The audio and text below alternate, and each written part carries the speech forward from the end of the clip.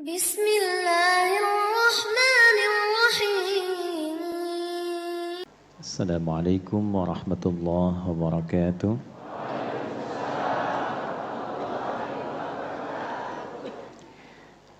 Alhamdulillahi rabbil alamin. Wassalatu wassalamu ala an-nabiyyil karim nabiyyina wa sayyidina Muhammadin al-amin wa ala alihi wa sahbihi wa dhurriyyatihi wa ummatihi ila yaumiddin. Amma ba'd. فيا عباد الله أحباب الله وأحباب رسوله صلى الله عليه وسلم أوصي نفسي وإياكم بتقوى الله فقد فاز المتقون فلا تموتن إلا وأنتم مسلمون فقال تعالى يا أيها الذين آمنوا اتقوا الله حق تقاته ولا تموتن مسلمون. Jamaah sekalian, semoga kita semua diberkahi dan dimuliakan oleh Allah Subhanahu wa taala. Alhamdulillah kita diberikan kesempatan untuk kembali melanjutkan kajian kita mendalami ayat-ayat yang Allah sampaikan di dalam Al-Quran. Semoga dengan itu apa yang disampaikan oleh Nabi sebagai bentuk capaian tertinggi bagi pembelajar Al-Quran itu diberikan kepada kita semua insyaAllah. Nabi menyampaikan dalam salah satu hadisnya yang juga dicantumkan oleh Al-Imam Al-Bukhari dalam kitab hadisnya nomor hadis 5027, lalu diuraikan kepada kita, dan ini silsilah sanadnya cukup menarik karena di antara runtutan sanadnya itu nanti ada seorang bernama Abu Abdurrahman As-Sulami. Nah, beliau ini sosok tabi'in yang spesialis ya, meriwayatkan hadis-hadis terkait dengan Al-Quran pada umumnya. Jadi kalau kita ngaji baik metode pembelajaran, pemaknaan ayat Quran, seringkali kita menemukan sosok ini dalam rangkaian sanadnya. Kalau teman-teman yang jeli suka mengkaji di sanad ya, itu seringkali menemukan sosok ini, Abu Abdurrahman As-Sulami. Salah satu komentar yang paling viral terkait dengan pernyataan beliau itu adalah akhadtu al-Qur'ana an aqwamin. Saya itu belajar Quran dari sekelompok orang sahabat. Jadi nggak ngambil dari satu dua, tapi sekelompok kalangan. Nah, metodologi yang beliau ambil itu ternyata seluruh sahabat itu memiliki metodologi yang kompak. Mengajarkannya secara pelan-pelan, tidak terburu-buru. Lalu ada yang mengajarkannya bisa 1-2 ayat, paling banyak itu 5-10 ayat, paling banyak. Lalu dijelaskan maknanya, bacaannya dengan tartil, dijelaskan maknanya, dan dievaluasi amalnya. Di sahabat itu sambil mengajarkan, sambil mempraktekkan. Sehingga komentar beliau itu, kami belajar ilmu dan amal sekaligus. Ya, jadi hafal, tahu maknanya, dan paham cara mengamalkannya. Sehingga runtutan ayat itu terasa ke dalam jiwanya dan dipraktekkan dalam seluruh anggota tubuhnya. Sehingga terdapatlah kesempurnaan iman dalam dirinya. Iqrarun bil lisan wa tasdiqun bil qalbi wal amalu bil jawarih. Nah, standar kenikmatan iman itu begitu. Jadi kalau ingin merasakan kenikmatan iman, jangan cukupkan di lisan. Di lisan itu dengan kalimat asyhadu an la ilaha illallah wa asyhadu anna muhammadar rasulullah. Itu baru lisani, at-taqrirul lisani. Ya. Kalau ingin kemudian kalimat itu menjadi sebuah cahaya yang sampai ke dalam jiwa, lalu diedarkan ke seluruh bagian tubuh seperti darah mengalir ke seluruh bagian tubuh kita, maka tembuskan kalimat itu sampai dengan ke hati. Ya. Kalau baru di lisan, baru takrir, iqrarum bil lisan, pernyataan komitmen dengan lisan. Tasdiqum bil qalbi harus disusul oleh hati, sehingga menjadi rasa. Ya. Dari lisan turun ke hati, tidak harus lalu dari mata ya Bu. Ya. Dari lisan turun ke Hati. Nah, kalau sudah sampai ke hati, maka pernyataan itu menjadi rasa. Kalau rasa itu terjaganya sedemikian tinggi, ya, suka dengan cinta itu berbeda. Cinta kepada anak itu kalau sampai ke hati, maka berbentuk perhatian, berbentuk kasih, terasa. Mau makan, mikirin anak dulu, gitu kan? Ya, baru bangun yang dilihat sudah anak, karena sampainya ke dalam hati. Ya, anak sendiri ya Bu, kalau anak orang kan nggak sampai begitu, ya kan? Nah, kenapa? Karena cuma sampai di lisan. Ih pinter ya anak si bapak fulan, tapi kan nggak terus dibawa ke hati. Ya, yang dibawa ke hati itu pasti perhatiannya lebih tinggi, terasa ke semua bagian tubuh, sehingga digerakkan bagian tubuh kita itu untuk merawat yang kita cintai itu. Nah, itulah analogi gampangnya begitu iman itu. Jadi kalau iman itu dari lisan ditembuskan ke dalam hati, maka menjadi rasa. Saat jadi rasa itu energinya dipancarkan menjadi cahaya ke semua bagian tubuh kita. Itu yang dimaksud kalimat yang sangat viral, taqrirum bil lisan, komitmen yang diungkapkan dengan lisan, wa tasdiqun bil qalbi, tembus ke hati. Sehingga punya rasa. Nanti ada getaran, namanya getaran iman. Saya sering sampaikan, getaran itu di hati banyak. Ya, ada getaran cinta, getaran kasih, getaran melihat polisi di kejauhan saat pelanggaran. Ada getaran juga kan. Ya. Ada getaran iman. Getaran iman tuh nanti ada rasa, beda-beda rasanya. Ada yang baru diperdengarkan, baru muncul getarannya. Makanya iman kita itu oleh Allah selalu dicek 5 kali dalam sehari, setiap pergantian waktu dalam setiap hari.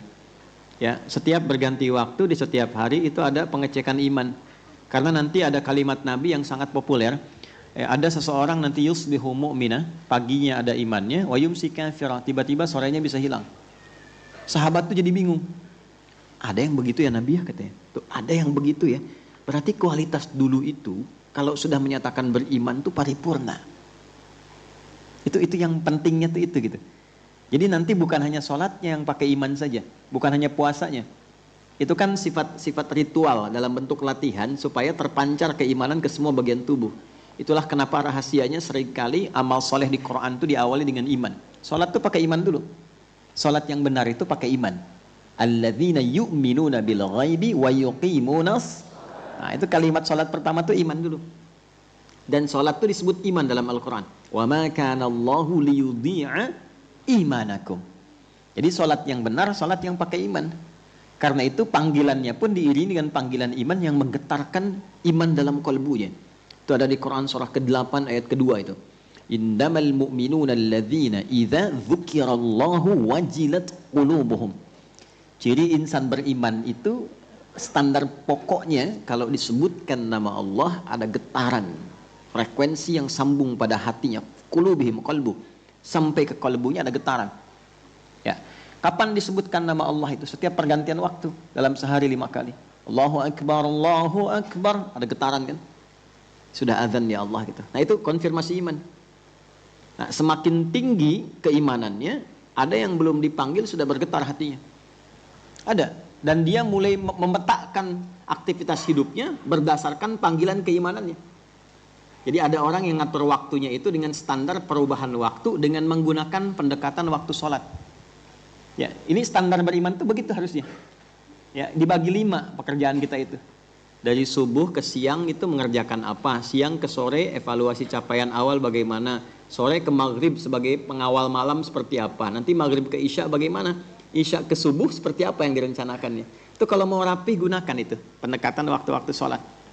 Ya. Nah nanti standar keimanan seseorang kalau sudah begitu berubah pada level yang kedua. Ya, dari yu'min jadi mu'min. Inna salata kanat 'alal mu'minina kitaban mawquta. Itu ada di Quran surah ke-4 ayat 103. Ya, orang-orang beriman itu kalau levelnya naik ke level mu'min, kepeduliannya beda. Jadi standar hidupnya itu diatur berdasarkan waktu sholat. Dia mengetahui waktu-waktu sholat itu. Ya. Ini baru masuk waktu duha nih. Ada yang sudah mikirin isya. Nanti isya saya di mana ya? Nah, itu udah begitu tuh. Ya. Ada yang sudah nanti subuh, besok lagi, tadi subuh bagaimana, zuhur bagaimana, itu sudah begitu, dia paham tuh, karena tertata. Dan nanti dunianya diikutkan kepada kegiatan akhiratnya. Ya, jadi nanti sholatnya jam sekian, di sini agenda saya ini, dunia diikutkan. Itu kalau bisa begitu tuh nyaman sekali. Makanya sahabat keteraturannya tinggi. Selesai di masjid, mereka punya program sampai syuruk nanti berangkat, nanti sholatnya di mana, kegiatannya apa, sampai yang punya toko pun begitu. Begitu adzan sudah tutup. Itu kan sanad-sanad toko di samping Masjid Nabawi. Tadi Ustadz Surya cerita Masjid Nabawi kan. Itu ada salah satu yang kita lihat, salah satunya fenomenanya kan ada toko-toko tuh sekarang. Kalau adzan tutup kan, ya kan? Dan nggak nunggu dirazia, ya kan askar itu cuma putar-putar gitu, polisi putar-putar, itu otomatis tutup.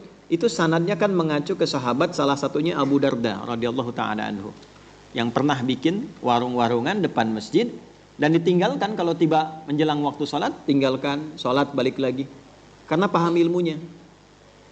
Ya, rizki yang ngatur siapa? Allah. Tugas kita itu bukan menghasilkan rizki, tugas kita berikhtiar menunaikan perintah Allah untuk mendapatkan rizki. Nanti ikhtiar aja, jangan ngatur berapa rizkinya. Anda boleh punya konsep, tapi yang dituntut ikhtiarnya, bukan hasilnya. Orang yang terlalu memikirkan hasil, banyak kecewanya, banyak lelahnya, dan seringkali nggak masuk akal. Seringkali nggak masuk akal. Ada proyek nih 100 miliar, ya. Baru direncanakan, terus diambil orang, ya gagal deh 100 miliar. Anda dapat aja belum, udah bilang gagal. Ya? Nah ini gambaran yang penting untuk kita tata. Semua hampir, ya, kali amal-amal soleh itu bersanding dengan iman di awalnya. Puasa begitu. Ya ayyuhalladzina amanu kutiba alaikumus, imannya dulu, baru kemudian puasanya. Ya, nanti puncaknya wal asr. Innal insana lafi khusr illa alladzina amanu wa. Nah, jadi kalau amal pengen soleh, ibu ya, bapak, pakai iman. Iman itu menjadikan status amal berubah sifat menjadi soleh. Kapan amal disebut soleh? Ketika ada iman di dalamnya. Kalau tidak menggunakan iman, sekalipun perbuatan itu baik. Tolong catat ini. Sekalipun perbuatan itu baik, tapi tidak disertai dengan iman, dia hanya menjadi amal saja dan tidak memiliki sifat soleh. Kalau amal itu buruk, maka dia menjadi amal buruk sayyi. Ya, su perbuatannya, sayyi jamaknya sayyiat. Dan tidak mungkin iman berkumpul dengan perbuatan buruk. Makanya nggak ada orang korupsi baca bismillah. Itu nggak ada. Paham ya? Ya, akan ditolak oleh hatinya. Dan tidak mungkin orang berbuat maksiat ketika punya iman. La yasriqul mu'min 'indama yasriq wa huwa mu'min. Itu kalimat Nabi yang sangat viral.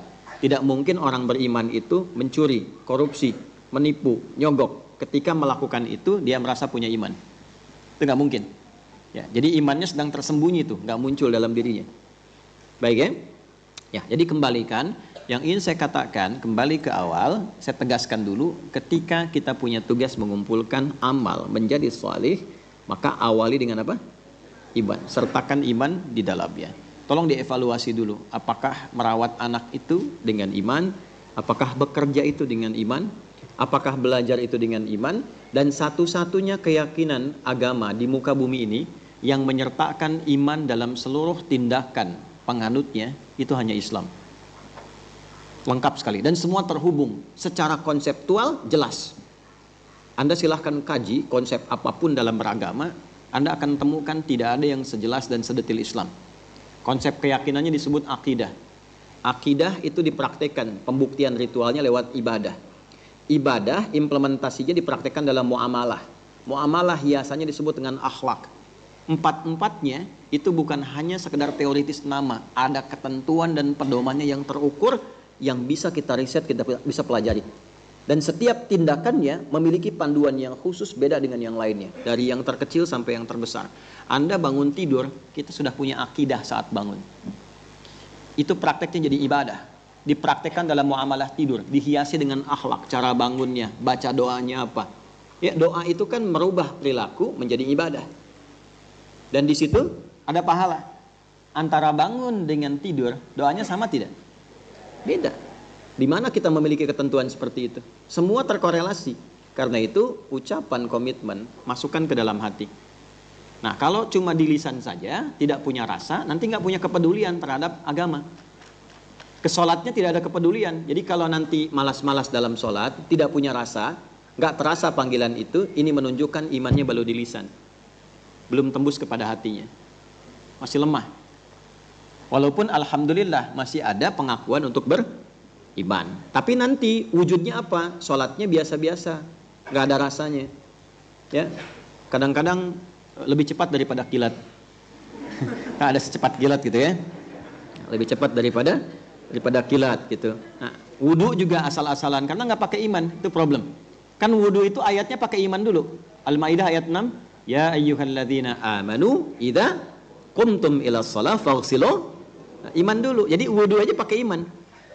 Nah, apakah ada orang yang di zaman Nabi beraktivitasnya belum sampai iman ke kalbunya? Ada.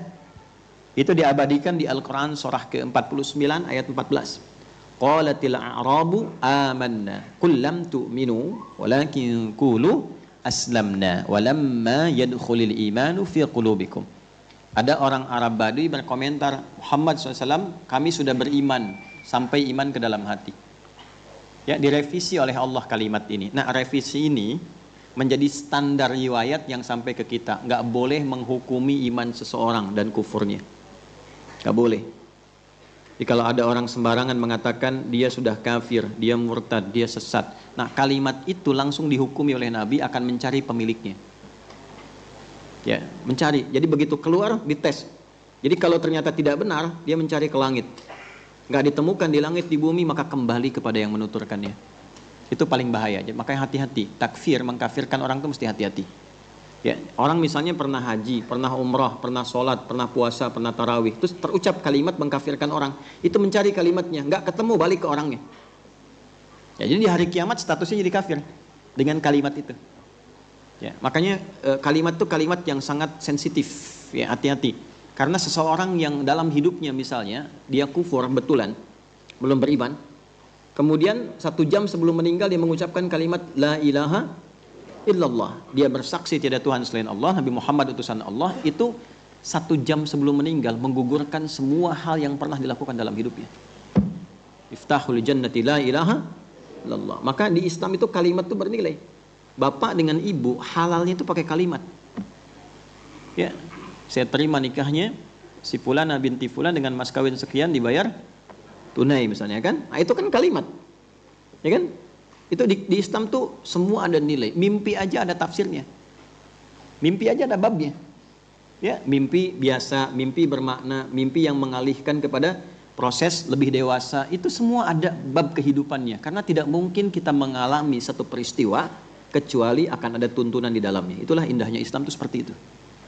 Nah, kemudian kalau sudah sampai ke kalbu, ya walamma yadkhulul imanu fi qulubikum, kamu baru klaim kata Allah itu. Nah, yang tahu isi hati seseorang siapa? Allah. Makanya ada doa ya muqallibal qulub, ya tsabbit qulubana ala dinik atau ala iman. Nah, karena yang tahu Allah isi hatinya. Nah, iman itu taunya sampai ke kalbu atau tidak, yang tahu siapa? Allah. Ciri-cirinya dijelaskan oleh Allah dalam Al-Qur'an. Nanti ada yang mukmin betulan, ada yang kufur, ada yang munafik. Nah, 3 bagian ini disampaikan di Al-Baqarah ayat 1 sampai 20, baru dirinci ke sananya.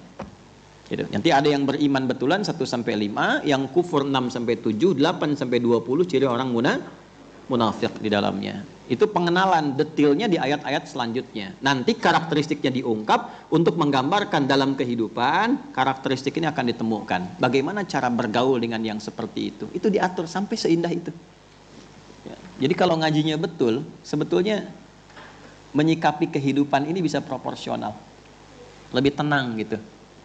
Ya, ini bagian. Lalu setelah masuk ke dalam hati, cirinya bagaimana? Dipraktekkanlah menjadi cahaya ke seluruh bagian tubuh. Wala amalu bil jawarih. Dari mana tahu matanya ada iman di matanya? Nanti dijelaskan lewat ayat. Cirinya apa? Qul lil mu'minina yaghuddu min absarihim wa qul lil mu'minati yaghuddna min absarihinna. Ya. Quran surah ke-24 surah cahaya. Ayat 30 untuk laki-laki, 31 untuk perempuan. Katakan Muhammad SAW viralkan bagi orang-orang yang punya iman, laki-laki yang punya iman. perempuan yang punya iman. Jika iman itu mengalir menjadi cahaya sampai ke matanya, maka di antara cirinya ada batas-batas yang harus dipandang, yang dipandu oleh imannya. Ketika imannya mengatakan gak boleh dipandang, itu akan dibimbing mata untuk berpaling. Ada standar. Makanya kalau sudah punya iman, gak semua bisa ditatap. Ada yang menurut imannya gak usah ditatap. Itu gak layak untuk ditatap. Pindahkan, tidak jadi cahaya, malah gelap nanti matanya. Pindahkan. Ya, nanti akan dipandu. Tidak hanya sebatas aurat. Anda keluar sini dibimbing iman. Melihat sendal, memang bagus. Tapi kata iman itu bukan punya Anda. Gitu. Nanti saat masuk proyek teman-teman tuh, angka mau dimasukin, memang tinggi nilainya, tapi bukan punya Anda. Nah, itu kerja pakai iman tuh begitu. Ya, dan semua ketika dikerjakan tuh menjadi amal saleh. Menjadi apa? Amal saleh. Punya nilai. Nanti dari mata turun ke, aduh hati lagi nih. Ke lisan dulu. Kenapa turun ke hati terus? Mata turun ke hati, lewat ke lisan. Pakai apa cirinya lisan yang pakai iman itu? Coba dites. Maksud saya begini, selama berkehidupan, berapa sih yang punya nilai di hadapan Allah mata ini? Lisan ini punya nilai nggak sih di hadapan Allah? Kapan kita dianggap punya nilai di hadapan Allah? Ketika lisan bicaranya bagaimana? Dan itu senafas, antara ayat dengan hadis itu senafas. Ya ayyuhalladzina amanu, hai semua yang merasa beriman, yang dekat, yang menengah, yang jauh, aku ingatkan, aku tegaskan, la yaskhar qaumin qaum. Kalau lisanmu dipandu oleh iman, tidak akan mudah engkau mencela dan merendahkan orang. La yaghtab ba'dukum ba'dha. Tidak akan mudah engkau gunakan lisanmu untuk mencibir orang, bikin hoax, bergibah. Alhamdulillah saya tidak, Ustaz. Bagus. Tidak seperti ibu itu tuh, ibu itu mah sama ya. Ya. Nanti jadi amal soleh, jadi ibadah. Orang yang bisa meruntut dari ujung kepala sampai kaki, imannya menjadi cahaya bagi dirinya, dan dia beribadah, maka dia akan mendapat pancaran kasih sayang Allah. Jadi melihat sesuatu itu dengan kasih sayang, dengan rahmat. Ayah ke anak tuh ngelihatnya dengan rahmat sebagai titipan, begitu sebaliknya dengan pasangan, dengan kehidupan. Nanti Allah pemilik rahmat untuk seluruh bagian kehidupan di alam, namanya Rahman. Sifat ibadahnya disebut dengan abdun orangnya, jamaknya ibad. Maka menyatulah ibad dengan Rahman menjadi ibadur Rahman. Kalau sudah menemukan ibadur Rahman, itulah manusia yang kita bisa ikuti dalam hidup. Wa ibadur Rahmanil ladzina yamshuna 'alal ardi hauna wa idza khatabahumul jahiluna qalu salama. Sampai ke ayat surga itu kan yang di surah Al-Furqan itu. Hamba-hamba Allah yang maha kasih itu kelihatan ideal dalam berkehidupan. Sekalipun ada orang yang usil menjahilinya, maka dia mencoba merespon dengan kedamaian dan kebaikan-kebaikan. Dan macam-macam tuh, indah sekali. Apapun pekerjaannya. Anda tidak harus menjadi seorang kiai, tidak harus menjadi ustadz, tetap dengan profesinya. Seorang profesional yang penyayang, seorang ibu yang beriman, seorang pelajar yang punya sifat takwa. Itu yang kita butuhkan saat ini. Kalau sudah seperti itu, insya Allah kita merasakan kenikmatan berislam. Pertanyaan kan sederhana, sudah merasakan nikmat belum berislam itu? Kok bisa orang dulu tuh berislam jadi baik, jadi maju kotanya, jadi cerah kehidupannya, jadi rukun keadaannya? Kok bisa? Dan nikmat, dan dikenang kenikmatan itu viral sampai sekarang menjadi kajian. Siapa Umar bin Khattab kok tiba-tiba jadi profilnya dikaji sekarang? Siapa Bilal? Hanya seorang, dalam tanda petik ya, hanya seorang tukang adzan di zaman Nabi. Kok bisa viral kisahnya sampai sekarang dikenang dan jadi teladan? Bisa nggak teman-teman bikin biografi dari sekarang, tuliskan jadi catatan untuk 10 tahun ke depan, 5 tahun ke depan paling minimal. Targetnya apa? Bukan untuk sekarang. Yang paling tinggi itu ketika di akhirat nanti, dengan cara apa nama kita disebut, dengan cara bagaimana kita dipertontonkan. Itu poinnya. Nah, dari sinilah titik tolaknya kenapa penting kita belajar Al-Quran, karena inilah panduan kehidupan kita. Alhamdulillah kita sudah sampai pada surah Abasa. Dan di pertemuan yang lalu setidaknya kita ada dapat beberapa ayat yang sudah kita hadirkan sebagai pembuka. Maka kita akan sambungkan ke ayat yang berikutnya tentang bagaimana kita berpedoman dan berperilaku sebagai seorang muslim dalam kehidupan sosial. Di sini kita akan mulai. Tadi mukadimah ya. Sekarang kita mulai ayatnya insya Allah. Maksud saya kita selalu punya alasan kenapa sih harus ngaji Quran gitu ya. Nanti outputnya seperti apa. Yep. Mari kita mulai. Surah Abasa. Surah ke berapa? 80. Ada 42 ayat. Turunnya di Mekah ya. Kemarin yang ikut umrah saya pernah tunjukkan yang parlemen Quraisy yang di dekat Hotel Hilton yang lama itu. Ada satu parlemen yang warnanya hijau, tempat yang ada dekat kipas angin itu ya. Nah itu di situ kurang lebih pendekatan lokasi visualnya itu ada di situ, kisaran ayat-ayat ini. Wallahu a'lam bishawab. A'udzubillahi minasyaitonirrajim. Bismillahirrahmanirrahim. Kita bacakan dulu teman-teman, lalu kita simpulkan sedikit yang kemarin dan kita sambungkan dengan yang baru insyaallah. Saya mohon fokus kepada semua karena hari ini hanya terbatas sekali, saya hanya akan sampai jam 9. Ya, terserah mau bilang saya tetap jam 9. Ya, itu hak ibu untuk bilang begitu. Ya, cuman saya harus di tempat Hakim Agung nanti ada ini yang lanjutan. Mari segera kita bacakan. Anda boleh ikuti. A'udzu billahi minasy syaithanir rajim.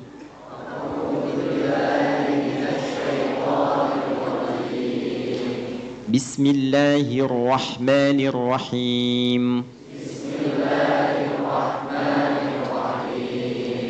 Abasa wa tawalla.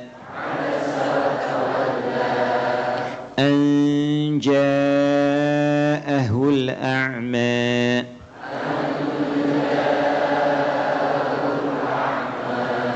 Wa ma yudrika la'allahu yazzakka.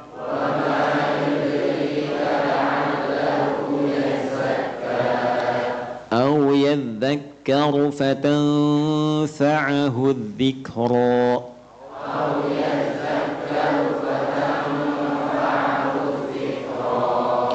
أما من استغنى فأنت له تصدى وما عليك ألا يزكى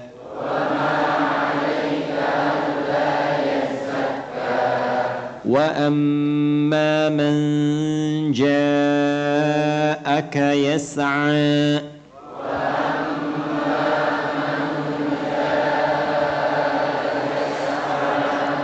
jangan dipantulin, bukan qalqalah, bukan yas'a, bukan. Ya, qalqalah itu cuma 5, qaf, ta, ba, jim, dal. Yas'a, yas'a, ngalir. Wa amma man ja'aka yas'a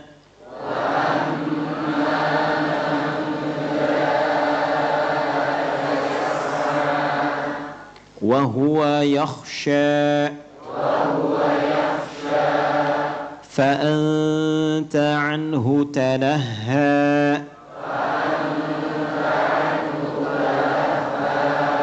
كلا إنها تذكرة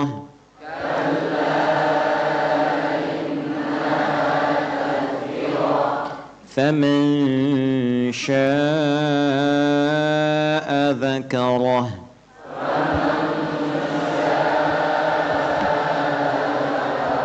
Baik, cukup dulu sampai di situ. Ya, kurang lebih 12 ayat ya. Ya, pendek-pendek, insya Allah singkat-singkat. Hafalkan. Saya ulangi, hafalkan. Di bulan depan sudah hafal ya. Ya insya Allah, baik ya. Tolong nanti yang teman-teman panitia untuk password masuknya 1 sampai 12 ya. Bulan depan. Baik, supaya ada motivasi untuk hafal. Baik. Kalau ada ibu-ibu yang mukanya masam saat diminta menghafal, tunjuk abasa wa tawalla gitu ya. Baik, 1 sampai 12 secara singkat kami sampaikan. Silahkan cek dengan mendalam di pertemuan sebelumnya, direkam bagi yang baru terhubung, bahwa surah ini diturunkan oleh Allah Subhanahu wa taala di kota Mekah di area sekitaran Masjidil Haram sekarang ini, ya, untuk merespon dan memberikan pedoman kepada Nabi Muhammad SAW agar kelak diteruskan kepada umatnya. Nah, apa respon-respon itu? Secara rinci kita urutkan. Yang pertama, supaya bisa memberikan pengajaran keislaman secara menyeluruh bagi seluruh kalangan. Ya, tidak membeda-bedakan sepanjang bukan materi yang spesifik. Misal kajian khusus untuk bidang tertentu. Ada kajian di kemiliteran misalnya, di kepolisian atau di perangkat birokrasi tertentu. Itu tidak jadi masalah secara spesifik. Tapi kalau kajian-kajian sifatnya umum, materi yang dibutuhkan jangan batasi. Dia yang pengajar-pengajar ya. Ya, termasuk yang ngajar di masjid, ngajar di sekolah dan sebagainya. Kalau mau mendedikasikan ilmu, tidak harus pilih-pilih. Wah, ini sekolahnya bonafid nih, saya di sini aja.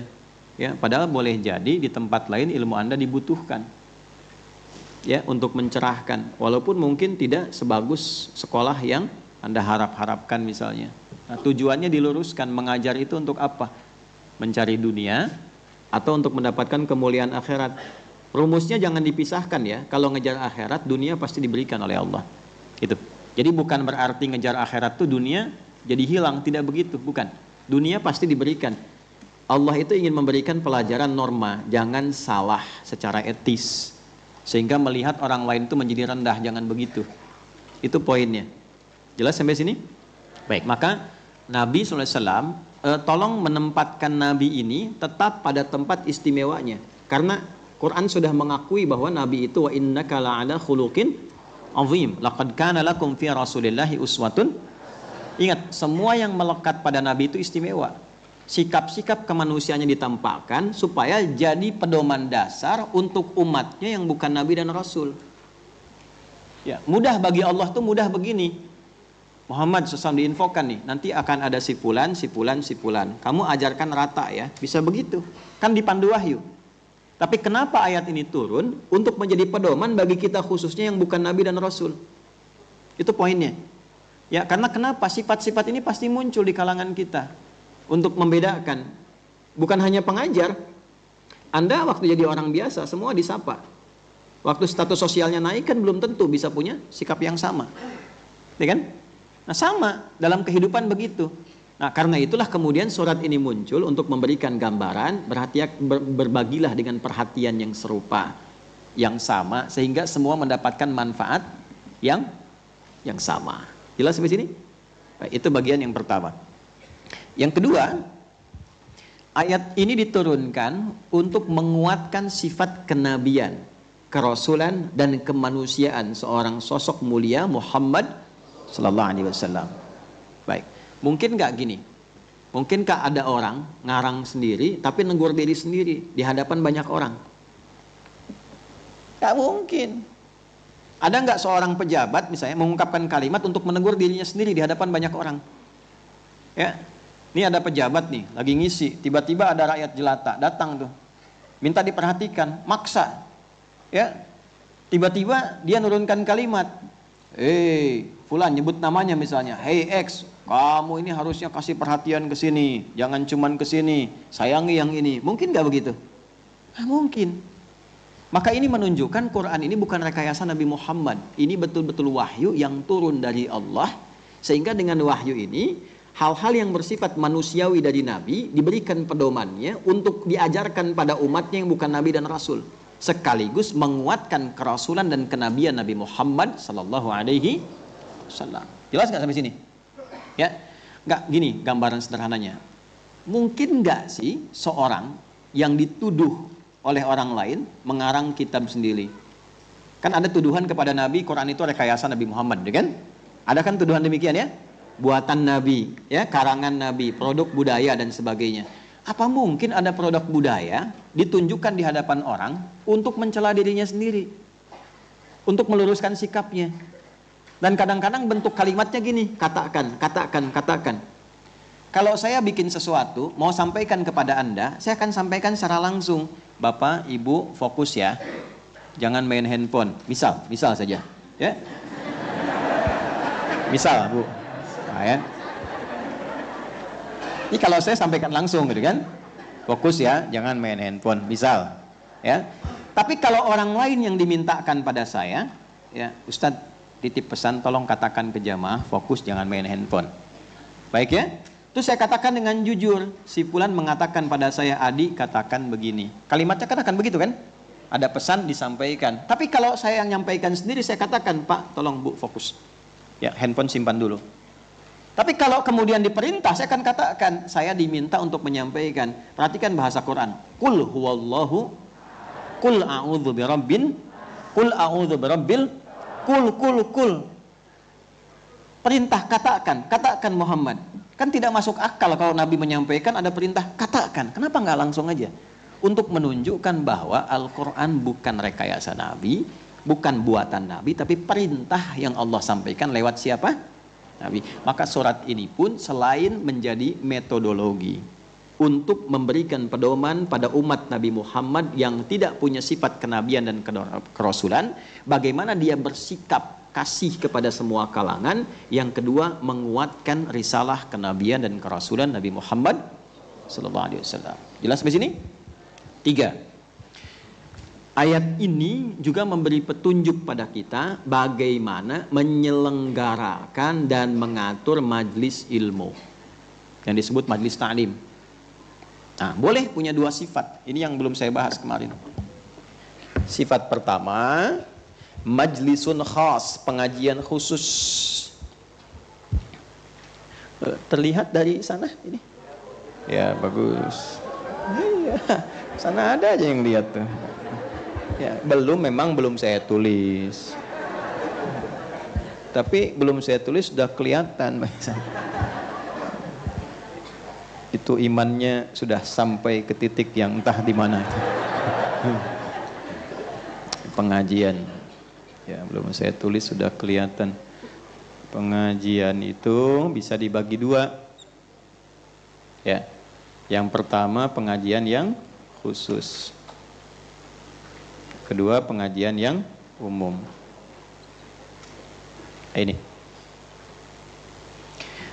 Yang khusus dibagi 2 lagi. Ada yang terkait dengan gendernya. Ya. Misalnya khusus pengajian ibu-ibu saja. Khusus pengajian bapak-bapak saja. Artinya kan dikhususkan.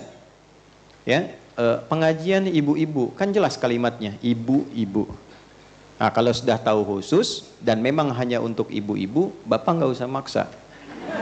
Ya, sekalipun pematerinya bagus kan, apalagi nyamar pakai cadar dan sebagainya kan, begitu dibuka kumisan kan masalah tuh.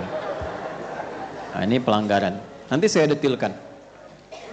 Yang kedua, ada memang secara tema dan kondisinya ini khusus. Ya. Misal kondisi di instansi tertentu untuk pembekalan tertentu. Tadi saya sampaikan sifat di militer, misalnya pembekalan, ada pasukan khusus, atau armed, kavaleri, macam-macam, infanteri, khusus pengajian.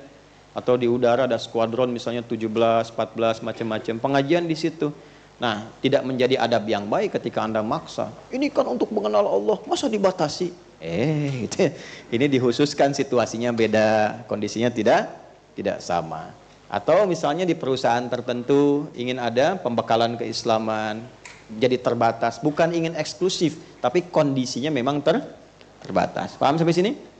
Baik. Nah, yang khusus terkait gender ini sampai diatur, Bu. Misal, kalau kita ngaji beberapa hadis-hadis termasuk di Al-Bukhari, topik ketiga itu ada namanya Kitabul Ilmi. Jadi di Al-Bukhari itu ada 97 topik, terus dijadikan sangat sistematis terkurikulum. Ada subtopiknya lagi, diurutkan satu-satu. Itu sampai diukur gini, Bu. Dari harinya, dari orangnya, tempat sampai materinya. Misal, ini ibu-ibu nih. Nabi itu sering milih hari apa sih pengajian untuk ibu-ibu? Ya, ada beberapa yang konsultasi pada Nabi, ya Rasulullah, laki-laki enak benar. Dapat pengajian tentang hadis, dapat arahan tentang ini. Kami bagaimana perempuan? Nabi menyebut, ya udah kumpul di hari ini di tempatnya si fulanah. Itu tempat tuh sampai dirinci, sampai ke detilnya. Nah, jadi ibu pun boleh tukeran tempat di sini, tapi dilihat dulu yang punya rumah dia sedang gelisah enggak. Sedang punya masalah enggak? Sedang nyaman enggak? Jangan sampai sudah ada beban, walaupun kebagian ketempatan, tapi sedang punya beban. Jangan dibebani lagi. Tapi dibuat dengan konsep yang lain. Dia sampai sebegitunya.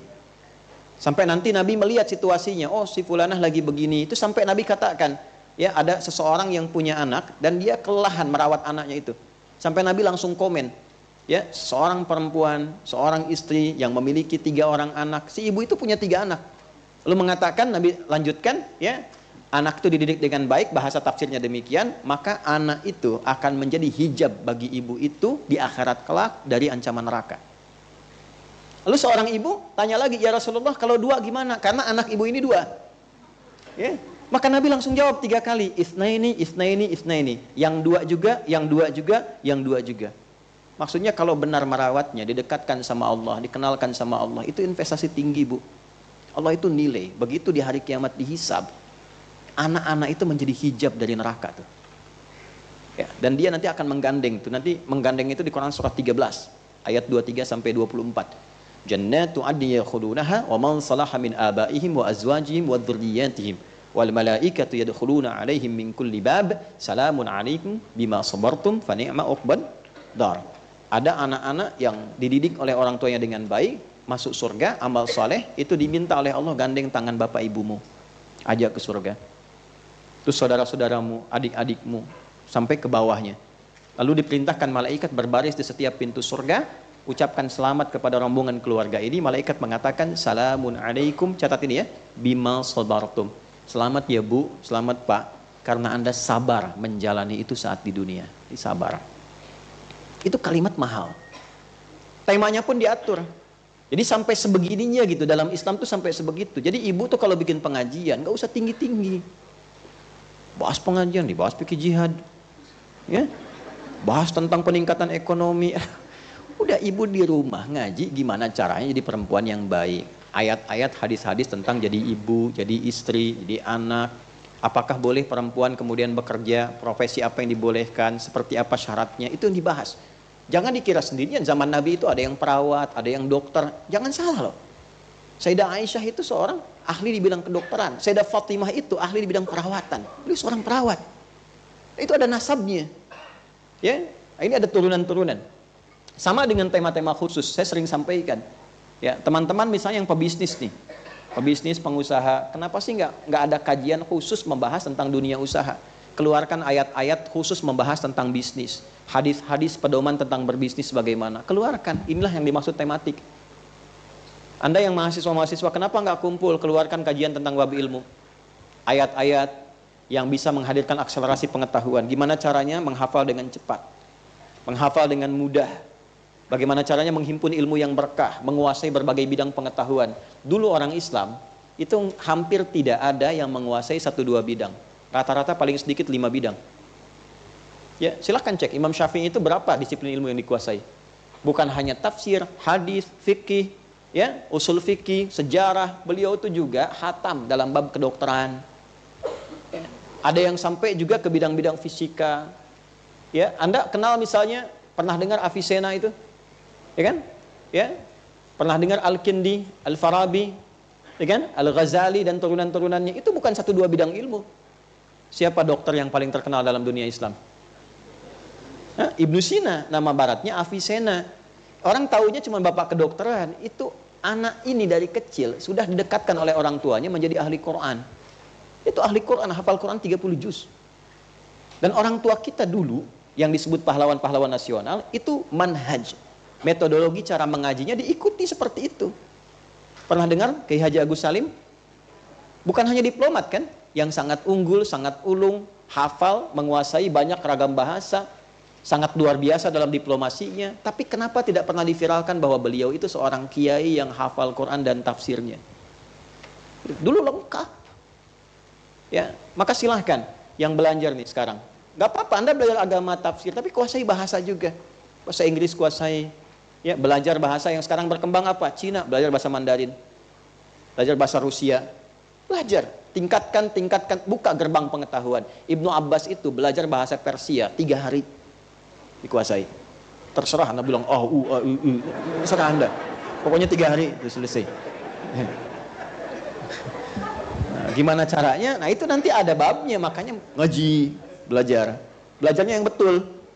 Ya, saya bicara begini karena ketika dicoba baru dapat sedikit tuh rasanya beda gitu. Rasanya beda. Oh ini loh rasanya enak banget. Ya, nah, ini poin yang mau saya sampaikan, ini pengajian khusus. Nah yang umum ini seperti ini. Pengajian umum, tabligh akbar dan sebagainya itu sifatnya beda-beda. Ya, nah, sifatnya bisa berbeda dan nanti yang sampainya pun bisa tidak sama. Kalau saya kan sifatnya selalu mengatakan ngaji. Ya, saya sebetulnya tidak terlalu cocok yang tabligh akbar kayak show begitu, nggak terlalu ini.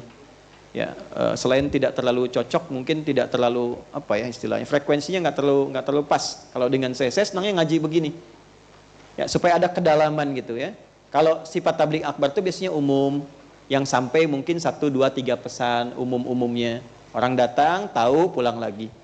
Itu bagus, manfaatnya ada, cuma segmennya bisa beda-beda. Yang mau saya katakan, kalau Anda mau bikin pengajian, surat ini menjadi dasar bagi kita untuk meluruskan tujuan. Apa misi yang mau dicapai, targetnya apa. Jangan sampai bikin pengajian, baik di rumah ataupun tempat, tapi nggak jelas.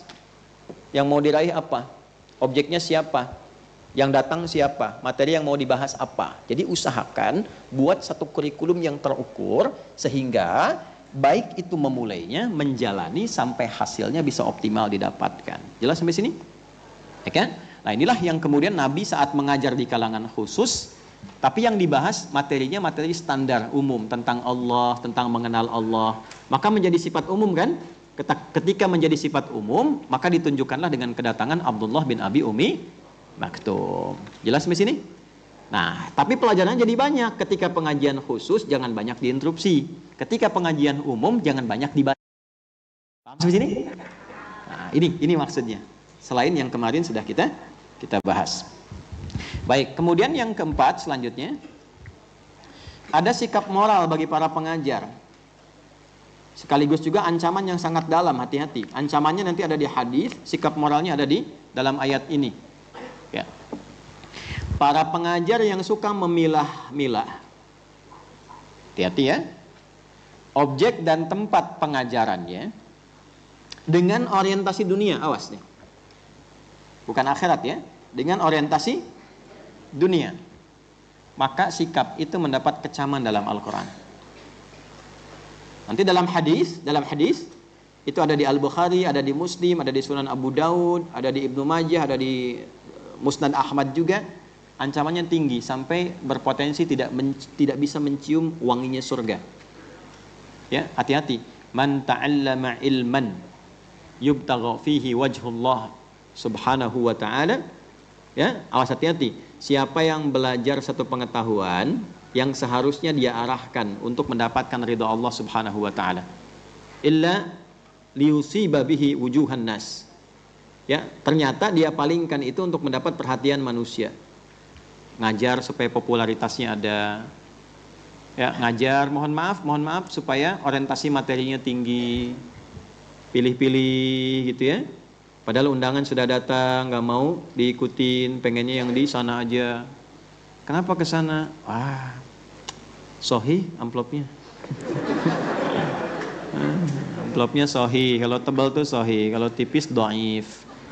Ya, tipis tapi tempatnya banyak, sohi ligoirihi gitu. Nah ini hati-hati. Di At-Tirmidzi itu kalimatnya jelas, an-naru. Lebih baik itu di neraka aja deh, neraka aja gitu. Oke, ada yang nanti kalau di riwayat Bukhari dan Muslim tuh ada yang seorang pengajar itu tiba-tiba masuk neraka. Ya, terus pada bingung, orang-orang ngelilingin karena dari perutnya keluar, mohon maaf ya, dari perutnya itu keluar cairan-cairan, baunya itu tajam, terus dikelilingin sama orang-orang sekitarannya. Ditanya, kamu kok ada di sini? Tuh, antar penduduk neraka bisa ngobrol. Kamu kok ada di sini gitu, masih sempat nanya tuh. Bukankah kamu dulu ngajar? Kan? Terus orang ini bilang apa? Iya, cuman aku nyuruh orang, aku nggak lakukan. Aku ngelarang orang, aku malah melakukan. Dan ternyata dunia yang dihasilkan di perutnya dibuka, dikeluarkan bau busuk dalam dirinya. Makanya hati-hati ya. Saya tadi subuh menegaskan, saya itu kalau ada sesuatu yang ditujukan kepada saya pribadi, ya insya Allah sih selalu ambil sifat korektif. Kalau salah saya selalu perbaiki. Tapi kalau itu benar, Itu ya, saya suka mengingatkan. Nah, mengingatkan itu bukan klarifikasi, walaupun seringkali orang bikin framingnya Ustaz Hidayat klarifikasi. Enggak. Saya tidak punya orientasi klarifikasi gitu. Ya, yang saya lakukan mengingatkan supaya tanggung jawab saya selesai. Fadzakir innama anta dzakir. Jadi ketika dihisab di hari kiamat kan akan ditanya, Adi Hidayat kenapa tidak ingatkan? Maka saya jawab, ya Allah, seperti yang telah engkau ketahui saya sudah ingatkan. Rekamannya akan dibuka, semua. Jadi tanggung jawab kita selesai. Itu poinnya.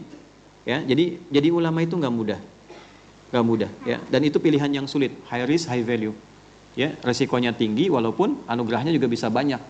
Tapi anugerah yang terlihat anugerah bisa jadi resiko. Ini banyak seperti ini, jangan dikira setannya diam. Datang, pengajian kamu ini banyak ya, gini setan tuh. Bisa begitu. Ya, hati-hati. Ya, makanya banyak didoakan. Satu, nggak bisa pensiun. Nggak ada ulama pensiun. Preman bisa pensiun, ulama tidak. Pernah dengar kiai pensiun? Tidak pernah ada pensiun. Yang kedua, kalau punya ilmu nggak diajarkan, dikecam oleh Quran. Yang ketiga, diajarkan nggak diamalkan, waduh dikecam lagi di Quran. Nggak mudah. Jangan dikira gampang jadi ulama itu. Ya, nah ini gambaran-gambarannya. Karena itu sikap yang paling dasarnya itu harus menyampaikan ilmu dengan penuh ketulusan dan mencakup untuk seluruh kalangan. Tidak boleh beda-bedakan. Bukan hanya ngaji di masjid. Ini guru-guru juga yang betul nih. Ya, yang ngajar di sekolah-sekolah Islam, ngajar yang betul. Ya, jangan orientasinya ke materi. Dikit-dikit bikin buku, dikit-dikit bikin kegiatan. Ya, uang lagi. Ilmunya nggak sebanding dengan biayanya. Coba lihat tuh, anak-anak itu yang belajar 1.000, 2.000, 10.000, ngajinya udah lancar. Ente ngajar di sekolah elit, gaji jutaan, anaknya nggak bisa ngaji. Dihisab antum tuh di hadapan Allah tuh. Hisab antum. Ayo yang punya sekolah yang macam-macam itu. Dunia udah dapat besar, nggak sebanding dengan ilmu yang diberikan. Pakaiannya bagus, yang jemput mobilnya bagus-bagus, ngajinya nggak bisa. Itu orang masa sekolahnya kadang hampir ambruk. Bacanya kitabnya sudah nggak jelas, tapi ngaji dia lancar. Dekat sama Allah, sholatnya rajin. Gurunya dapatnya cuma sedikit gitu. Antum tuh yang ngajar-ngajar begitu tuh coba pikirkan tuh. Apa yang mau antum cari tuh? Ya, enggak, anak itu jangan dipersalahkan. Tidak ada anak yang bodoh, tidak ada anak yang tidak taat. Yang ada guru yang belum tulus mengajar. Kalau gurunya perhatian, pasti benar sekolahnya. Ya, maafkan saya dengan bahasa itu karena anak-anak ini sangat menentukan. Kita berpikirnya luas. Untuk negara, untuk bangsa, untuk kita sendiri. Yang dapat pahala tuh Anda juga. Begitu meninggal, kan itu ngalir terus. Ya, ilmin yuntafa'u bihi. Idza matal insanu in qata'a sa'iru amali illa min thalathatin. 9 lafaz disebutkan di hadis Muslim. Kalau seorang meninggal itu semua terputus peluang amalnya kecuali 3 bagian yang pahalanya terus mengalir. Ya. 1, shadaqatin jariyatin. Hal yang baik yang terus mengalir pahalanya. Ini ada karpet, ada masjidnya, ada tempat wudu diniatkan untuk ibadah karena Allah. Orang yang nyumbang misal meninggal. Mohon izin ya tidak mendoakan yang nyumbang masih meninggal. Contoh aja. Contoh, mohon maaf nih contoh aja, contoh. Ya, misal meninggal dunia nih, ininya masih dipakai sujud, itu semua orang yang sujud di karpet itu pahalanya mengalir pada orang itu. Ya. Kalau mau tahu ini kan masalah gaib, masalah pahala itu gaib baru tampak itu setelah meninggal. Saat sakaratul maut ditampakkan, begitu meninggal dihadirkan. Ini yang menerangi alam kubur itu. Kan kita itu yakin kehidupan setelah wafat. Kalau sudah yakin berarti cari bekal dong. Kan yakin. Kalau sudah yakin mau pindah tempat, Anda kan pindah tempat dari Jakarta misal ke Sumatera atau sebaliknya. Pasti cari bekal kan? Sekarang yakin kita akan pindah ke tempat baru. Siapkan bekalnya. Beruntungnya sebagai muslim, itu dijelaskan. Tempatnya apa, situasinya bagaimana, keadaannya seperti apa, bekalnya apa. Silakan cari di keyakinan manapun, seperti keterangan Al-Quran dan hadis. Anda nggak akan temukan. Nah, ini poin yang paling utamanya. Ya, jadi jangan batasi kiai saja, pengajian masjid saja, tidak. Sekolah-sekolah di kampus-kampus tuh, hati-hati tuh. Ya, dosen-dosen tuh kalau ngajar muridnya tiba-tiba menyimpang, sekolah Islam tapi muridnya nggak kenal Allah. Nah, tanggung jawab itu nanti di hari kiamat tuh. Ya, mesti hati-hati. Ya, rektor-rektornya, dekan-dekannya itu kan dihisab juga itu. Ya, mohon izin ya, saya agak tegas dengan kalimat itu supaya kita semua selamat di hadapan Allah. Karena akan tiba masa begitu kompetisi dunia itu begitu tinggi. Ya, ada hadis tuh dari sahabat Abu Hurairah radhiyallahu taala anhu, hadisnya singkat tapi padat. yushiku alla taqumas sa'atu hatta yuqbadal ilmu. Kemudian wa tadhharul fitanu wa yaghfaral kadhibu. Ya, wa tataqarabul aswaqu wa yataqarabuz zamanu. Paham? Tidak. Ya. Perbedaan dan perubahan zaman itu akan selalu berbeda, berwarna hingga mengantarkan pada puncak akhir kehidupan. Nanti ada satu masa di antara pergantian waktu itu, era itu, satu tanda-tandanya, hati-hati, ilmu mulai berkurang. Ya, sehingga pakar-pakar ada yang meninggal, yang masih hidup pun, itu jarang jadi rujukan. Tiba-tiba nanti ada hadis lain mengatakan muncul orang-orang gak jelas. Ya, bisa memberikan fatwa, bisa gambaran, bisa reaksi, bisa macam-macam. Yang uniknya ada pengikutnya.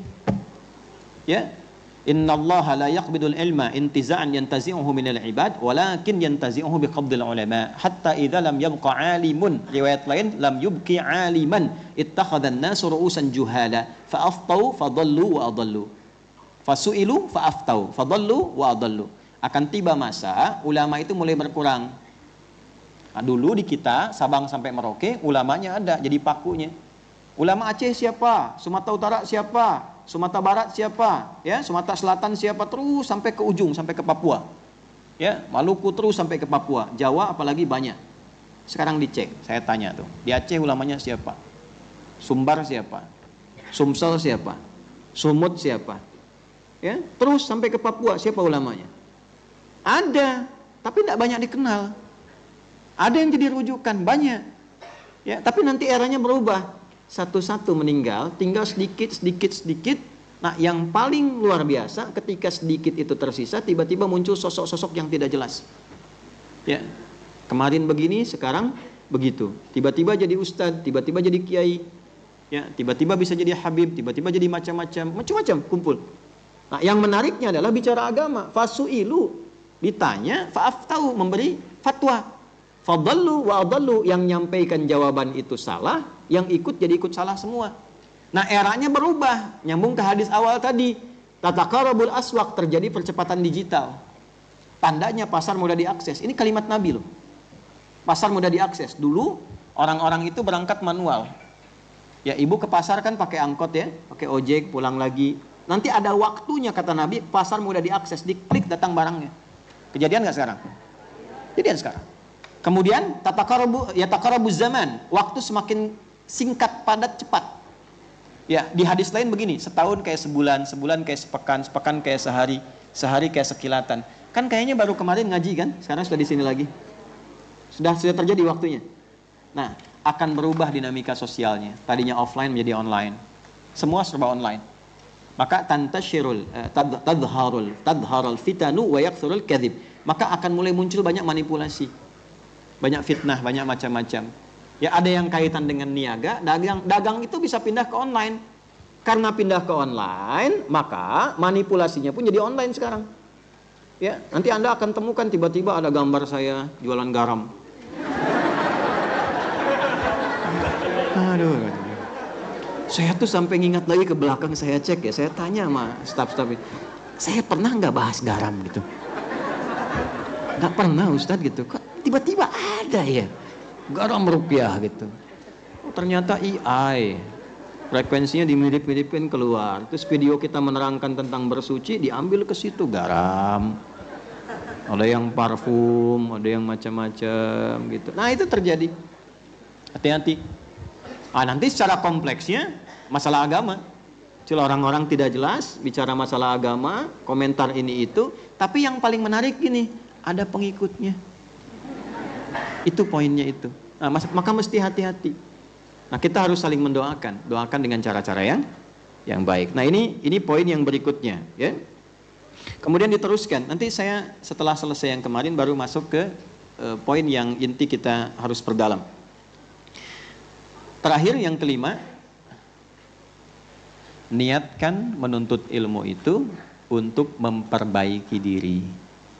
Yang sudah kita ulas di pertemuan lalu dengan tazkiyah itu kan? Ya. Wa ma 'alaika alla yazzakka.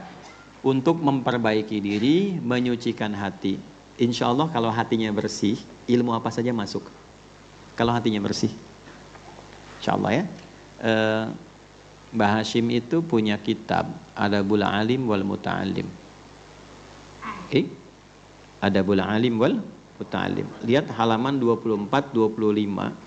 Di sebelah kanan itu agak ke bawah ada Al-Babut Tsani, pembahasan kedua. Itu tentang petunjuk bagaimana menjadi penuntut ilmu yang baik. Pembahasan pertamanya adalah membersihkan hati. Ya, al-ilmu nurun wa nurullahi la yunzalu ilal asi. Imam Syafi'i pernah mengadu pada gurunya karena kesulitan menghafal. Coba, sesulit-sulitnya Imam Syafi'i seperti apa sih? Ya. Imam Syafi'i loh, mungkin titik koma aja gitu. Tapi beliau mengatakan begini, syakautu waqi'an an su'i hifdhi, ya, fanasahani an atrukal ma'asi faqala al-ilmu nurun wa nurullahi la yunzalu ilal asi. Kata Imam Syafi'i, aku mengadukan akan kurang bagusnya hafalanku kepada guruku Imam Waqi'. Maka Imam Waqi' mengatakan, menasihati aku, al-ilmu nurun ya Syafi'i, ilmu itu apa? Cahaya. Seperti sekarang nih, al-ilmu nurun, ilmunya nurun. Nurun tuh. Nurun. Ya, balik ilmu itu cahaya, wa nurullahi la yunzalu lil asi, dan cahaya Allah enggak akan diturunkan pada pelaku maksiat. Cahaya itu masuknya ke sini, kolbu. Kalau sudah ke kolbu, nanti nyebar ke bagian seluruh tubuh kita, ke wajah, ya, ke bagian-bagian wajah sampai ke kaki. Nah, makanya caranya bersihkan dulu hatinya. Bersihkan. Kalau mau masuk itu bersihkan hatinya, tenangkan. Itu ilmunya masuk. Kalau sudah masuk ke hati, ada sentuhan kepada jiwanya. Nah, itu yang akan lebih kuat dalam mengamalkan apa yang ia dapatkan. Jelas sampai sini?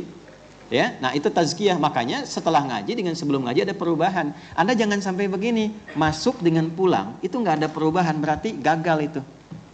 Kalau bukan sayanya yang mengajarkan, Andanya yang belajar, fokusnya kemana-mana. Gitu. Harus ada perubahan. Anda pulang ngaji itu dapat apa?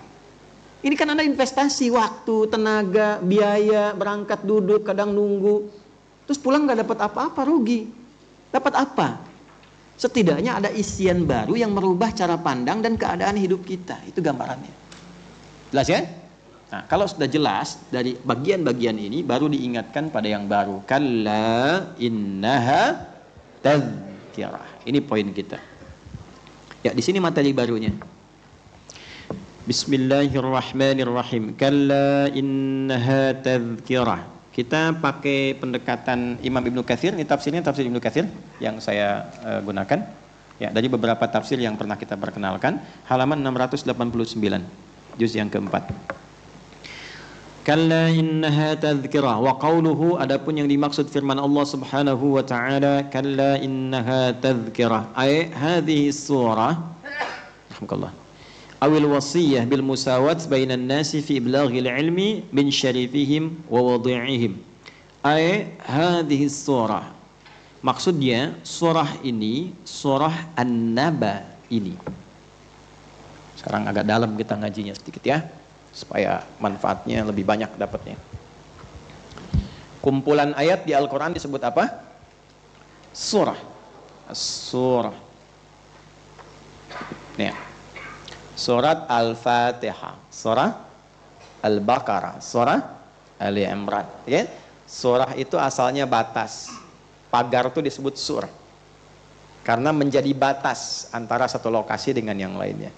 Kenapa disebut surah? Karena menjadi batas akhir dari satu ayat dengan yang lainnya. Surah Al-Fatihah, terus ada surah Al-Baqarah, di atasnya ada tulisan surah Al-Baqarah. Ini batasnya antara Al-Fatihah dengan yang baru. Jelas di sini? Pagarnya tuh itu. Itu secara bahasa tekstual. Kalau ngajinya pakai ilmu balaghah, pendekatan ilmu yang lebih dalam maknawinya, nanti ada yang sampai begini. Ini jarang diajarkan ya, ini agak dalam sekali. Surah itu ada dua bentuk di tulisan bahasa Arab. Ada yang pakai sod, as-surah, pakai sod, surah. Nih, kesananya sama, wawu, ra, ta marbutah. Ada yang pakai sin, surah begini. Kalau pakai sod, surah, itu yang sifatnya dipahami dengan visual. Bi'ainil basar na'rifu syai'a bimujarradi an al-'ainil basar, bimujarradin nadhri bi'ainil basari. Cuman melihat kita tahu itu apa, intinya apa, ya, bagaimana keadaannya. Contoh, Anda keluar, itu ada beragam mobil di luar. Ada mereknya 1, 2, 3. Mohon maaf saya nggak sebut supaya nggak endorse. Mobil 1, 2, 3. Baru sekedar lihat kita kan tahu kualitasnya kan? Baru lihat. Oh ini mobil ini cc-nya lebih besar dibandingkan yang ini. Kecepatannya lebih jauh. Itu ada yang baru dilihat kita paham isinya. Itu surah pakai sod. Tapi kalau pakai sin, ya awas. Ma'rifatu syai'i bi'ainil basirati. Bukan basar tapi basirah. Mengetahui hakikat sesuatu tidak cukup dengan dilihat mata, harus didalami sampai ke kolbu, baru paham intinya. Kenapa ayat-ayat Quran disebut surah pakai sin tidak menggunakan sod? Karena Anda nggak mungkin langsung bisa paham Quran dengan sekedar melihat begini. Anda harus kaji dengan hati yang bersih, dengan jiwa, dengan pemahaman ilmu. Nggak bisa Anda baru lihat begini, apalagi lihat terjemah langsung jadi mufti. Bisa. Ada ilmunya, ada kedalamannya, ada rasa kepada jiwa. Sampai paham, sampai menyentuh kepada jiwanya. Itu yang dimaksud pakai sin. Ini detail sekali. Setiap hurufnya detail dalam Quran itu. Ya, jelas sampai sini ya? Nah, nanti kalau sudah kita tahu isinya pakai sin, sodnya berfungsi. Begitu lihat mushaf langsung ngerti. Ya, terbayang di kepala kita. Kalau sudah hafalnya betul, bacaan itu nampak mushafnya tuh. Ya, makanya ulama langsung komen begini. Ya, Al-Quran terkumpul di Al-Fatihah, Al-Fatihah terkumpul di Bismillahirrahmanirrahim. Bismillah terkumpul di huruf ba terkumpul di titik. Ada orang yang baru lihat titik itu sudah ingat Allah. Gitu. Nah, untuk mencapai ke situ itu tahaqquqat ma'rifatuhu, yang ma'rifahnya sampai ke titik itu harus pakai pendalaman yang kuat. Ada basirah namanya. Ya, jelas sampai sini? Ya. Teruskan. Hadis surah ini, kenapa menggunakan kalimat ini dan bentuknya ma'rifah? Maksudnya begini, Anda tolong dalami surat An-Naba ini. Bukan sekedar dibaca, Anda dengar, pahala ada. Tapi makna yang menjadi pedomannya Anda nggak akan dapat. Sentuhan kejiwanya nggak akan sampai. Jelas? Baik. Hadis surah An-Naba ini, kalau Anda pahami dengan jelas, Anda dalami maknanya, kan? Maka Anda akan dapatkan awil wasiyah bil musawat. Ini pesan yang kuat yang harus kita pegang dan kita praktekkan. Wasiat itu asalnya pesan yang kuat yang meresap sampai ke dalam hati. Ya, makanya kenapa ada seorang yang mau meninggal disebut dengan wasiat pesannya. Karena saat didengar itu lebih meresap ke dalam hati dibandingkan saat dia sehat. Coba deh, ya, ibu ayah bicara dalam keadaan sehat. Nah, ngaji ya? Iya, ntar gitu ya. Ya, sholat dulu. Iya, baru kan azan, mama cerewet banget, ya. Tapi kalau infusnya udah dipasang, napasnya udah pengap, nanti ngaji ya, iya mah. Gitu kan? Maka disebut wasiat. Wasiat itu asalnya bukan berarti pesan yang disampaikan sebelum meninggal, tidak harus meninggal. Allah tidak meninggal, tapi Allah berwasiat. Wa wassaynal insana biwalidayhi. Sifat Allah itu yuhyi wa yumit, hayyun wala yamut. Selalu hidup tapi memberi wasiat. Jadi asal kata wasiat itu pesan kuat yang meresap kepada jiwa sehingga kuat untuk diamalkan. Nah, awil wasiyah, ayat-ayat yang merangkum pembuka surat Abasa ini memiliki pesan yang kuat yang harus diresapkan kepada jiwa untuk kita amalkan dalam kehidupan. Persamaan dalam kasih sayang, bersikap sopan dan baik dengan siapapun. Tetangga Anda itu nggak semuanya kaya. Mungkin ada yang biasa, mungkin tukang sayur biasa lewat, tukang ojek yang kadang-kadang cari rezeki sekitaran itu. Berikan senyum yang sama, berikan perhatian yang sama. Jangan yang kaya disalamin, tukang sayurnya apa didiemin.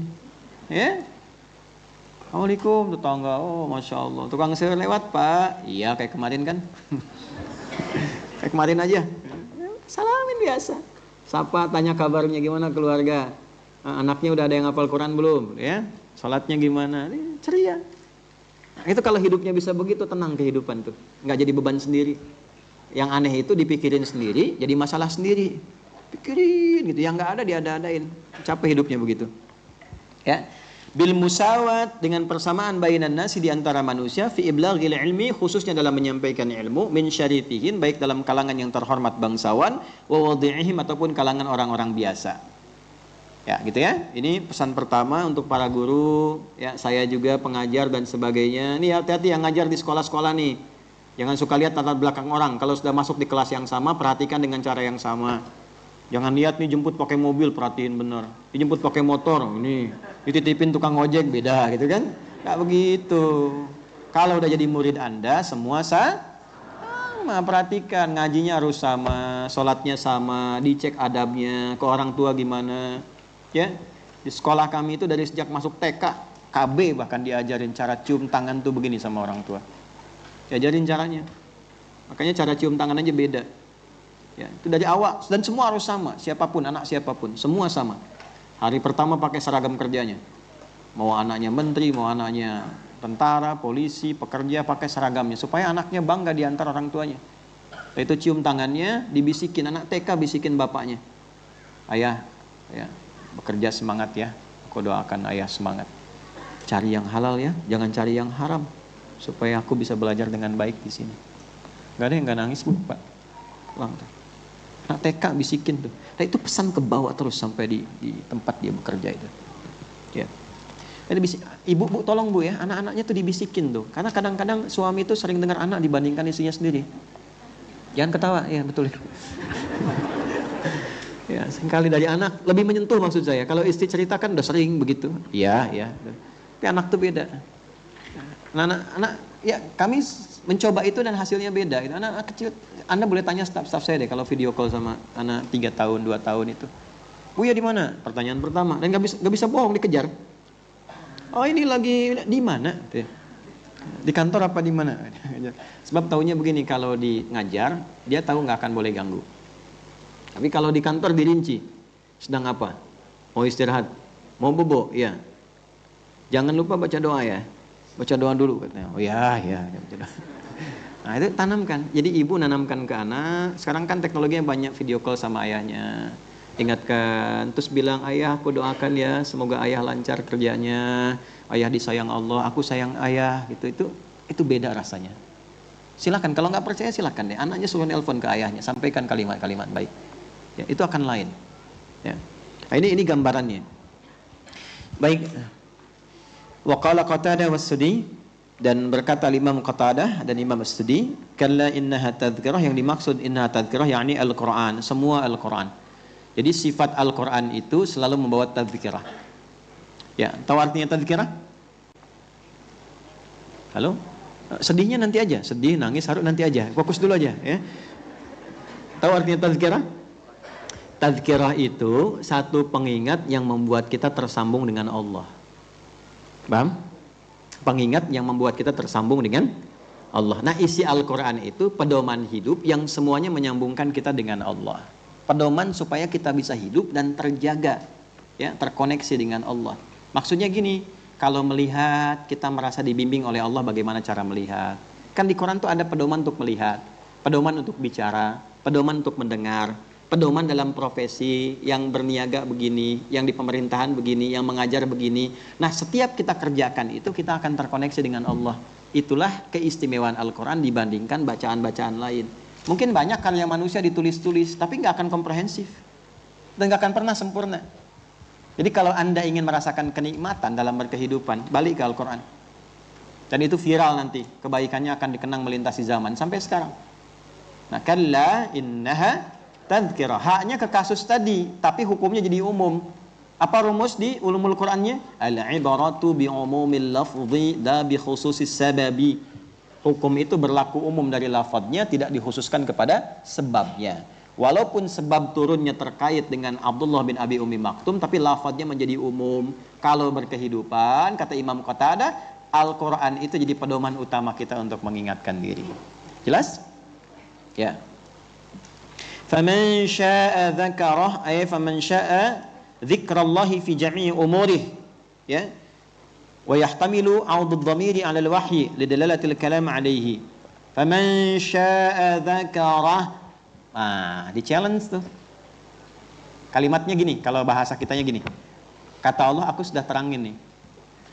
Kalau kalian mengerjakan petunjuk di pembuka abasa ini dan menjadikan Quran sebagai pedoman berkehidupan, hasilnya akan begini, begini, begini, begini. Buktinya orang dulu bisa dan kalian tahu, kalian kenal, kalian baca sirahnya.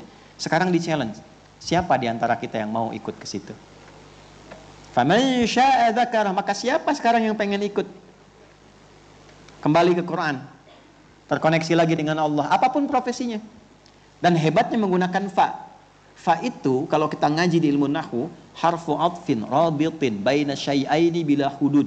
Satu huruf yang menyambungkan konjungsi di antara dua peristiwa yang berlangsung cepat. Peristiwa pertama, Allah menginformasikan pada kita manfaat surat Abasa. Ini manfaatnya begini. Kalau kamu kembali ke Quran seperti ini, pedomannya begini. Peristiwa keduanya ditanya, siapa yang mau ikut itu setelah saya jelaskan?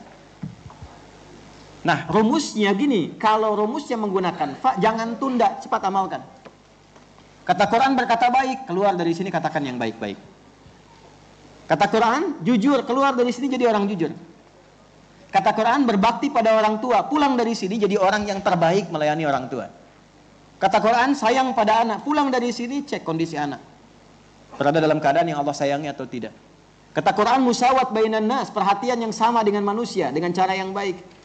Ingat manusia loh ya, bisa muslim, bisa non-muslim. Jadi kita itu sudah khatam dengan toleransi. Nggak ada teori tentang toleransi yang paling lengkap, paling khatam, paling mulia, kecuali yang bukan teori lagi tapi tentang petunjuk kehidupan, yaitu kalamullah Al-Quran. Nggak ada selengkap Quran itu, diatur betul ya, bahkan dirinci. Yang non muslim itu dibagi lagi, ada yang kafir, ada yang kafar, ada yang kufar, sampai begitu klasifikasinya ya. Kalau ngaji nggak pakai terjemah itu lebih dalam lagi, lebih dalam. Ini saya sudah pakai bonus 10 menit ini ya. 5 menit dah, 5 menit ya, 5 menit ya. Karena ini harus ke tempatnya Ketua Mahkamah Agung ya. Jadi ada yang lain yang harus kita inikan, kita lanjutkan. 5 menit kita diskusi dulu, ada beberapa pertanyaan yang disampaikan. Bismillahirrahmanirrahim. Assalamualaikum warahmatullahi wabarakatuh. Waalaikumsalam warahmatullahi wabarakatuh. Izin Pak Ustadz, saya mau bertanya lagi, melanjutkan pertanyaan yang waktu kajian surah Abasa bagian 2. Baik. Saya dahulukan, maaf ya, karena ini niat betul diketik tuh, terus disiapkan. Mohon maaf Pak Ustadz, saya maafkan. Pertanyaan saya yang pertama belum sempat terjawab sama Pak Ustadz, maafkan saya. Ya, nanti kita lihat. Di kampung saya ada 2 organisasi, NU dan Ahmadiyah. Sementara tentang mungkin ketenangan maksudnya. Mohon maaf kalau nanti keliru, karena nulisnya di sini ketenangan. Ketenangan dalam sholat yang Ustaz terangkan lebih dipraktekkan oleh organisasi Ahmadiyah. Bisa contohnya sholat tarawih NU 2-3 rakaat, Ahmadiyah 11 rakaat. Selesainya lebih cepat yang NU 2-3 rakaat. Di saat sholat 5 waktu pun sama. Pertanyaan saya, apakah tetap ibadah berjamaah di masjid NU atau sholat di rumah? Salam terbaik. Berharap Pak Ustadz bisa bersafari dakwah ke kampung kami, insya Allah. Kampung Anda di mana saya tidak tahu ini. Karena nggak dijelaskan. Gini. Kita itu mempelajari, mengamalkan sesuatu, basicnya iman dan ilmu. Jelas? Iman itu adalah akidah, keyakinannya. Basicnya itu dulu. Ya, keyakinannya benar enggak? Akidahnya benar enggak? Ya, ketenangan itu dibagi 2. Ketenangan yang dibenarkan iman, ketenangan yang dirasakan sesaat oleh pikiran. Sumbernya bisa beda-beda. Ya, bisa beda-beda. Nih, ibu sedang gelisah, terus dikasih emas oleh suami 2 kilo. Tenang enggak? Tenang enggak? Tenang banget ya. Nah, itu kan ketenangan yang sumbernya bukan iman, materi sifatnya, ya kan? Jadi tidak semua ketenangan itu bisa dinilai dengan cara iman yang benar. Anda membandingkan 2 organisasi yang secara keimanan, secara konsepsi akidah itu berbeda. Akidah kita kan jelas syahadatnya, asyhadu alla ilaha illallah wa asyhadu anna Muhammadan. Nah, Muhammad Rasulullah itu pemaknaan kalimatnya jelas, khatamil anbiya wal mursalin, penutup para nabi dan rasul, la nabiyya ba'di, kata Nabi, tidak ada nabi setelah saya. Jelas, akidah yang benar itu Tuhannya Allah, kita sebagai mukmin, ya sekali lagi sebagai mukmin, sebagai muslim, akidah yang benar sebagai seorang muslim berdasar rukunnya, Tuhannya Allah, nabinya cuma 1 yang menutup semuanya, yaitu Nabi Muhammad sallallahu alaihi wasallam. Tidak ada nabi lagi setelah itu. Jelas sampai sini? Dibenarkan dulu akidahnya. Ya, jadi kalau membandingkan mesti apple to apple. NU dibandingkan dengan Ahmadiyah secara akidah sama tidak? Ya, NU akidahnya jelas. Islam, Ahlussunnah wal Jamaah, Tuhannya Allah, Nabinya Muhammad SAW. Ahmadiyah mengakui ada Nabi lagi setelah Nabi Muhammad. Kita sebagai Muslim menolak itu. Nah, kalau akidah mesti tegas. Jelas ya? Nah, silahkan, kan bisa dikaji, bisa dipahami. Ya, nah, itu kan jelas, kalimatnya jelas. Kalau setelah ada Nabi Muhammad, tidak ada boleh ada Nabi lagi. Tidak ada Nabi setelah Nabi Muhammad. Jadi kalau ada meyakini ada Nabi lain selain Nabi Muhammad, sederhananya tidak masuk standar keislaman. Jelas sampai sini? Ya, walaupun dimirip-miripkan seperti orang Islam. Nah, nggak apa-apa kalaupun kalimat ini dikutip sampai nggak apa-apa, karena ini kan ajaran yang jelas. Ya, MUI sudah mengeluarkan fatwa jelas kok. Di MUI itu sudah jelas, sudah keluar fatwa dan sebagainya. Jadi kalau Anda melihat seseorang atau satu kumpulan menunaikan ibadah seperti halnya misalnya orang Islam terasa tenang dan sebagainya, tapi di akidah bermasalah, itu nggak jadi contoh. Jelas? Ada yang lebih ekstrim. Ya, ada yang non Muslim pun merasa tenang menunaikan apa yang mereka sebut dengan ibadahnya. Ya, apa Anda kira saya kan nggak sebut supaya nanti tidak dihusus-hususkan gitu. Apalagi musim framing sekarang ini kan. Ya, silakan cek non Muslim itu kalau mereka mengatakan sedang ibadah kan kelihatan tenang juga, merasa nyaman juga. Tapi kan secara iman berbeda. Nggak bisa kita jadikan sebuah standar. Jadi perbandingannya mesti apple to apple. Jelas sampai sini? Nah, ini bagian pertama dulu. Yang kedua adalah adanya ilmu. Ilmu itu penting untuk menguatkan iman. Cepat, standarnya gimana cepatnya? Cepat itu ada yang ditoleransi, ada yang tidak ditoleransi. Misal yang ditoleransi, bacaan Quran. Quran itu dibagi 3 bacaan. Ada hadar itu bacaan cepat. Tapi dengan catatan madnya itu standar di 2 harakat. Bismillah. Misal ya, saya bacakan Al-Fatihah dengan standar yang hadar. Ya, semua jadi 2 harakat, kecuali nanti mad wajib muttasil tetap pada intinya. Bismillahirrahmanirrahim. Alhamdulillahi rabbil alamin. Arrahmanirrahim. Maliki yaumiddin. Saya sambung. Bismillahirrahmanirrahim. Alhamdulillahi rabbil alamin. Arrahmanirrahim. Maliki yaumiddin. Itu masih boleh. Oh, enggak pakai oh. Boleh. Oh. Kalau terjaga di hukum itu boleh. Kadang biasanya yang dibacanya akan panjang, rokaatnya banyak. Karena itu dia pilih hadar untuk memudahkan orang berdiri, sehingga merasa nyaman. Ya, tapi nggak boleh melampaui itu. Tetap terjaga hukum bacaannya. Bismillahirrahmanirrahim. Alhamdulillahi rabbil alamin. Arrahmanirrahim. Maliki yaumiddin. Iyyaka na'budu wa iyyaka nasta'in. اهدنا الصراط المستقيم صراط الذين أنعمت عليهم غير المغضوب عليهم ولا الضالين آمين. Boleh.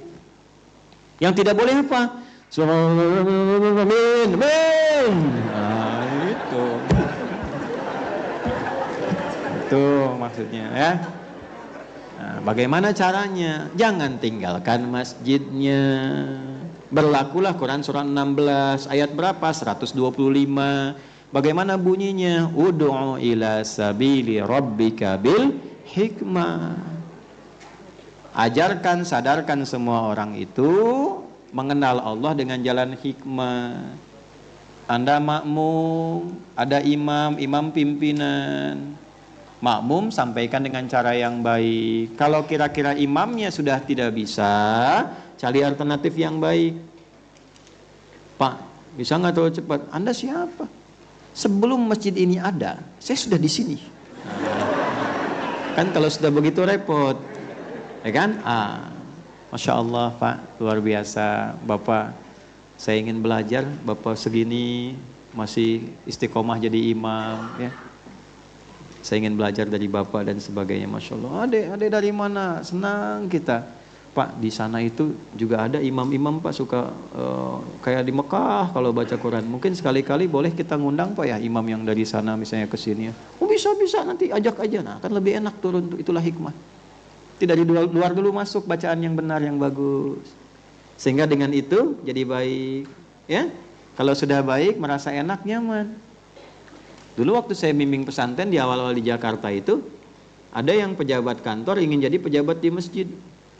Direktur perusahaan pengen jadi imam masjid, itu kan bagus, hebat itu. patut diapresiasi. Cuman waktu itu bacaannya belum bagus. Protes tumbuh berkembang di masyarakat. Waktu sholat banyak berdehem padahal nggak batuk. Kita sampaikan kan, Pak, ini izin, ini bacaannya nampaknya belum tepat. Oh, jawabannya bagus sekali. Justru Ustadz, saya menjadi imam supaya bacaan saya dibenarkan oleh makmum.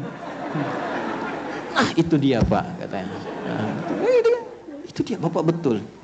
Nah, sebelum bagusnya gini Pak, supaya kehormatan Bapak terjaga, dibenarkannya sebelum sholat. Saya akan utus santri, bimbing baca Bapak yang akan dibaca dalam sholat apa. Nanti Bapak bacain dulu depan santri, supaya saat dibaca benar. Jadi nggak ada yang nyalahin lagi. Oh, sepakat itu Ustadz. Dalam rangka Bapak dibenarkan ini, Bapak tetap jadi imam. Duhur dan asar. Duhur dan asar. Yang penting nggak menurunkan status. Ada orang-orang itu yang penting statusnya nggak turun, tetap imam.